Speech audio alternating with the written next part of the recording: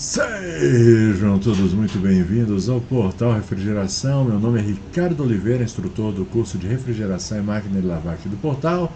E no vídeo de hoje é uma aula liberada, tá? É uma aula do nosso curso de refrigeração.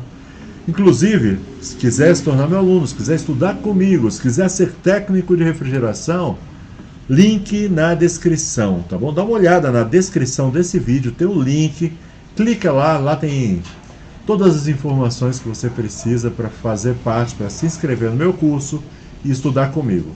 Legal? Bom, como eu estava dizendo, é uma aula liberada, ela está lá na plataforma, mas eu resolvi liberar essa aula. A gente vai falar sobre retorno de gás, né? Líquido, retorno de líquido na linha de sucção. Nós vamos falar por que não pode ter retorno de líquido, nós vamos dizer o que fazer quando tem retorno de líquido e eu vou te mostrar e explicar o porquê. A gente vai usar uma tabela, tá certo? No aplicativo para celular, onde eu explico direitinho por que o retorno de líquido ele influencia diretamente no rendimento da geladeira. Tem muito técnico que pensa, se eu puser gás demais a geladeira vai funcionar melhor. Não vai, e eu vou explicar por quê. Vale muito a pena, tá bom? Aula liberada, fica aí com a aula. Daqui a pouco eu volto.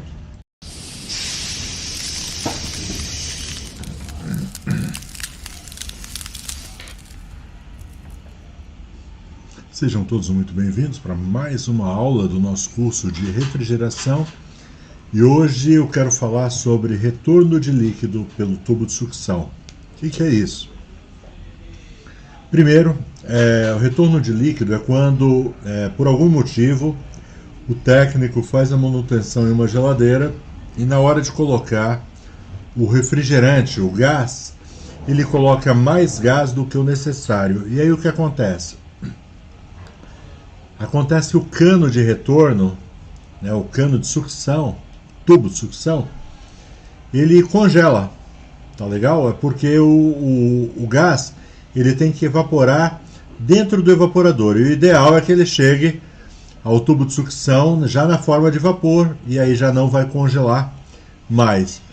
Quando ele chega na forma de líquido, o que acontece? Congela o tubo, e o líquido chega no compressor. Isso não é bom, mas eu vou explicar tudo isso depois. Primeiro eu quero que vocês vejam essas imagens aqui que eu tenho para vocês. O atendimento que a gente fez. Vamos soltar. Presta atenção no tubo de retorno. Tá branquinho ali, ó, cheio de gelo. Em alguns casos forma tanto gelo que acaba vira uma pedra muito grande de gelo. Não é o caso aí. Então o que aconteceu aí? Foi colocado, deixa eu pausar um pouco, foi colocado muito gás além do que deveria. Então por isso deu esse retorno. No caso, esse gás R134, deixa eu voltar um pouquinho aqui. Dá uma olhada, ele está numa pressão de mais ou menos 10 PSI. E guarda essa informação, que essa informação é bem importante, tá legal? Ela vai ser importante no decorrer da aula. 10 PSI. Então no caso do S134 ele está numa pressão positiva e a gente sabe que tá dando retorno porque tem gás demais, fluido refrigerante demais. O que a gente vai fazer? Vai soltar esse fluido refrigerante. É o que a gente está fazendo aí, ó. A gente está liberando esse fluido refrigerante. E à medida que vai soltando, a gente vai monitorando o tubo. Tem que ir aos poucos, tá bom? Para não soltar demais, depois ter que repor o gás. Então para isso, o que a gente faz? Solta por alguns segundos e vai monitorando o tubo. Ó, ele ainda está congelado, precisa soltar um pouquinho mais. Até que você perceba que começa a descongelar. Normalmente começa a descongelar ali perto do compressor, ó. Se você reparar, já tá meio que descongelando ali no local da solda do tubo de retorno.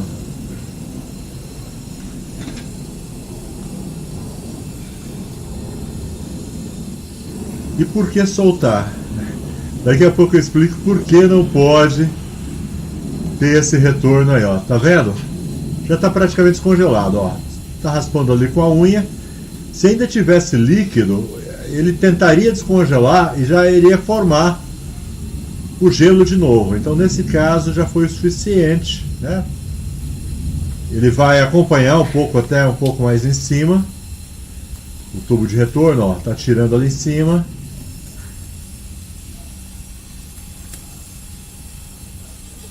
Correto? É isso. Então aí ele eliminou parte do gás. Então você tem que sempre monitorar para não soltar gás demais. Se ainda tivesse retorno de líquido, estaria congelando. Ó. Tá legal como deveria, e dá uma olhada como a pressão caiu. Ó, tá ali alguma coisa próximo a 5 PSI. Legal? E é sobre isso que a gente vai falar agora. Então sobre deixa eu voltar com a imagem aqui. Sobre retorno de líquido é isso. Sempre que tiver um retorno de líquido vai ter gelo ali no tubo de sucção. Tem que soltar esse gás. 134 é fácil de soltar porque ele normalmente trabalha com a pressão positiva. Vocês viram lá, pressão positiva, fácil de soltar. Se fosse R600 já não seria tão fácil porque o R600 trabalha com a pressão negativa. Se você tentar soltar, ele não vai sair, porque está negativa, vai entrar ar no sistema e não é isso que a gente quer. Se fosse R600, você teria que desligar a geladeira, esperar normalizar a pressão, soltar, fazer o vácuo e aí sim fazer uma outra carga de gás, se baseando no peso, certo? Se baseando sempre no peso informado ali na etiqueta da geladeira. Etiquetas de geladeira doméstica tem a quantidade de gás que se usa, correto? Agora, por quê? E talvez seja essa a parte mais importante dessa aula, para que você entenda. Então não basta dizer, não pode ter mais gás, não pode dar retorno. Seria simples eu falar isso, mas eu quero ensinar para você por que não pode ter gás a mais. Gás a mais é tão ruim quanto o gás de menos, tá? Ou talvez até mais ruim do que o gás de menos. E eu vou tentar explicar para você. Lembra daquela primeira aula que a gente teve sobre o ciclo básico de refrigeração? Então, naquela aula, eu mostrei que o fluido refrigerante está pressionado ali no condensador e ele entra pressionado pelo capilar, já na forma líquida, e quando ele chega, o fluido refrigerante sai do capilar e chega ali no evaporador, ele tem uma reação por causa da alta pressão, ele está na forma líquida, e quando ele chega no tubo do evaporador, que é bem mais grosso, né? A bitola bem maior do que o capilar, tem uma reação desse fluido refrigerante, ele começa a evaporar, começa a se transformar em vapor novamente. Perdão. E aí, transformando-se em vapor, ele começa a gelar, né? Começa a ficar branquinho ali, começa a cair a temperatura no evaporador. Essa reação que tem do fluido refrigerante saindo do capilar, chegando no cano do evaporador, no tubo do evaporador, essa transformação a gente vai chamar, ele causa uma queda na temperatura que a gente vai chamar de temperatura de evaporação. Guarda isso, tá certo? Você lembra que eu pedi para você dar uma olhada na pressão? No início estava 10 PSI, já para o fim estava em 5 PSI. Pois é, a pressão ela é diretamente relacionada à temperatura de evaporação. E eu vou demonstrar isso, vou mostrar para vocês uma ferramenta que eu tenho aqui no meu celular, que você pode baixar gratuitamente pela internet. Deixa eu primeiro colocar o meu celular aqui para você ver. Então, pronto. Esse é meu celular. E aqui é uma pasta que eu tenho com os aplicativos referentes à refrigeração. Esse da direita aqui em cima, esse vermelhinho, chama RefTools, tá? Depois você procura aí na sua loja de aplicativos e baixa ele, vale a pena. Ele é da Danfoss, certo? Eu vou clicar nele Ele tem várias funções, mas a que importa para a nossa aula de hoje é uma função que chama régua de refrigerantes. Régua de refrigerantes, deixa eu aumentar para você enxergar melhor. Opa! Opa, deixa eu colocar uma posição bem legal aqui. Tá bom. É assim que você vai ver, tá aumentada a tela, tá bom? Régua de refrigerante. Então, refrigerante, ele não está falando de Coca-Cola, não é Guaraná. Lembra? Refrigerante é o gás que a gente usa na geladeira. O nome correto, a nomenclatura correta é fluido refrigerante. E essa ferramenta, régua de refrigerantes. Então, cada refrigerante, a uma determinada pressão, ele tem a sua temperatura de evaporação. E é isso que eu vou mostrar para vocês. No caso aqui, ó. No caso, aqui, dá uma olhada só. R134, tá vendo? E aqui, ó, eu vou colocar ele. Lembra aquela pressão que eu falei no início? Por volta de 10 PSI. Vamos colocar aqui por volta de 10 PSI, um pouquinho mais, 10.85. Então presta atenção aqui, ó. Se a pressão tiver 10.85 PSI, a temperatura de evaporação vai ser menos 13.25. Significa que quando o gás sai do capilar e começa a evaporar dentro do evaporador, ele vai evaporar a essa temperatura, menos 13.25. Correto? A 10 PSI. Então, essa temperatura é uma temperatura que não vai gelar bem. Aquela geladeira é uma geladeira de uma porta só, mas ela é frost free. Então ela tem que atingir temperaturas mais baixas. O que acontece se ela não atinge a temperatura? São sensores eletrônicos que tem. Se o sensor não atinge a temperatura, ela não desliga. Se não desliga, maior desgaste do compressor.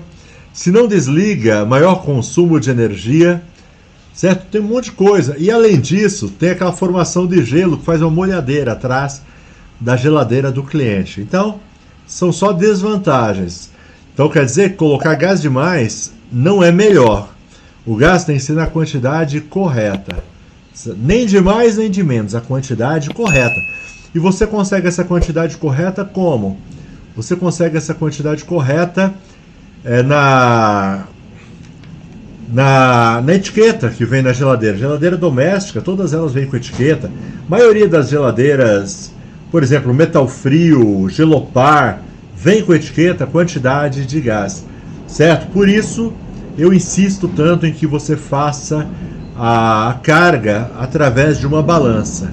Legal? Agora, dá uma olhada só nessa régua, a gente vai mudar então. Então, estava em 10 PSI, a gente vai baixar aqui um pouco abaixo de 5 PSI, que é 4.75. Tá vendo? 4.71 PSI. Dá uma olhada como cai a temperatura. Então já a temperatura de evaporação caiu de 13 ponto alguma coisa para menos 19.81, quase menos 20. E ali, no caso dessa geladeira, nós aliviamos a pressão dela, certo? Então chegou ali próximo de 5, mas a tendência é que essa pressão caia. Por quê? Porque aquela geladeira provavelmente ela não desligava. Não atingia a temperatura, não desligava. O que acontece? O gás ele expande muito dentro do sistema. Agora, ele normal, nós eliminamos lá o retorno de líquido, então essa pressão, a tendência é cair. Então, muitos técnicos, às vezes, colocam gás na geladeira, né? Os nossos alunos, de vez em quando, me perguntam, eu coloquei, está próximo a zero, está até baixo de zero. Não tem problema, se você colocou o gás utilizando a etiqueta pelo peso, não tem problema que trabalhe zero, que trabalhe um pouco abaixo de zero, não tem problema. Na realidade é muito melhor, porque quanto mais próximo de zero, olha o que acontece. Eu vou diminuir aqui a régua, algo aqui próximo de zero. 0.19, é meio difícil parar essa régua no lugar certo aqui.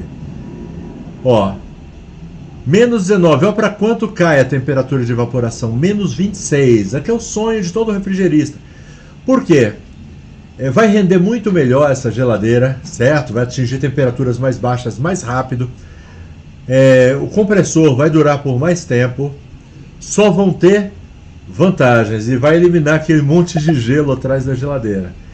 Então, é legal, baixa esse aplicativo no seu celular e tenta entender, até no manômetro, porque isso daqui é um aplicativo, mas no próprio manômetro, ele vem com uma escalinha de temperatura de evaporação. Se você observar no manômetro, tem lá ó, a escala em PSI e tem outras escalas para cada tipo de gás, né? Cada manômetro vem com aqueles gases diferentes. E ali você tem uma base, mas com esse aplicativo você tem uma base muito melhor. Você passa a entender como funciona a geladeira. Então, quanto menor a pressão no evaporador, quanto menor a pressão no tubo de sucção, melhor é o desempenho da geladeira. Isso em geladeiras que foram pensadas... Deixa eu voltar aqui. Eu estou até torto aqui para poder mostrar para vocês o aplicativo. Em geladeiras que vêm com a quantidade de gás, é assim que a gente faz. Sempre coloca pela balança e sempre leva em consideração que a pressão quanto mais baixa, melhor. Como eu dizia, alguns alunos às vezes veem a pressão muito baixa e aí mede a amperagem. E aí lê lá na etiqueta, a amperagem lá fala em 2 amperes, está dando só 1.2, está errado. Não está errado. Quanto menor a pressão, quanto menor a amperagem, melhor vai ser o desempenho da geladeira. Tá bom? Aquela leitura lá de amperagem é amperagem máxima. E a gente não quer essa geladeira trabalhando em amperagem máxima. A gente quer ela trabalhando de maneira normal. Tá ok? Bom, agora tem alguns tipos de geladeira. De vez em quando você vai pegar um balcão refrigerado, você vai pegar uma vitrine refrigerada, que não foi feita assim uma engenharia tão fina como numa geladeira doméstica, como por exemplo numa expositora da Metal Frio, da Gelopar, certo? Que eles têm uma engenharia por trás. Você vai pegar algumas geladeiras industriais, balcões, vitrines, que não foi feito esse trabalho. Então, às vezes, muito provavelmente, eles vão trabalhar com pressões mais altas. E aí sim, você não vai se guiar muito pelo peso, né, do gás, porque você não vai ter nem referência de quanto gás vai. Quando você não tiver referência, você vai ter que ir pela pressão. E aí você vai se guiar realmente pelo evaporador. Você vai acompanhar até fechar o evaporador e aí você interrompe a carga de gás. Nesses casos, provavelmente vai trabalhar em algumas pressões um pouco mais altas. Sei lá, entre 10 a 15 no máximo de pressão. Já estourando, não é nem legal que trabalhe assim. Mas como não foi feita uma engenharia em cima do equipamento, é o que tem para hoje, tá bom? Mas sempre que tiver etiqueta, vai pelo peso. E se de repente vacilou, entrou um pouquinho mais de gás. Por exemplo, o R600 é muito fácil. O R600, sempre que você for fazer a carga de gás, o ideal é que você coloque 1 ou 2 gramas a menos. Tá certo? Porque é mais fácil você colocar depois, se faltar, do que você retirar o R600. É complicado. Certo? Espero que você tenha gostado dessa aula. Baixe o aplicativo e espero que você tenha entendido. Se não entendeu, volta lá do começo e assiste de novo. Se mesmo assim não entender, você tem meu WhatsApp, fala comigo, tá bom? Valeu, até a próxima, se Deus quiser. Tchau, tchau. Espero que você tenha gostado da aula liberada. Coloque em prática e se tiver afim, vem estudar comigo. Tá? Essa e muitas outras dicas, tudo no meu curso para você se tornar técnico de refrigeração, trabalhar por conta própria. E é isso aí, depende de você. Link na descrição. Até a próxima, se Deus quiser. Outra coisa, estou deixando 2 vídeos bem legais, um aqui, outro aqui. Escolhe um deles e assiste. Valeu!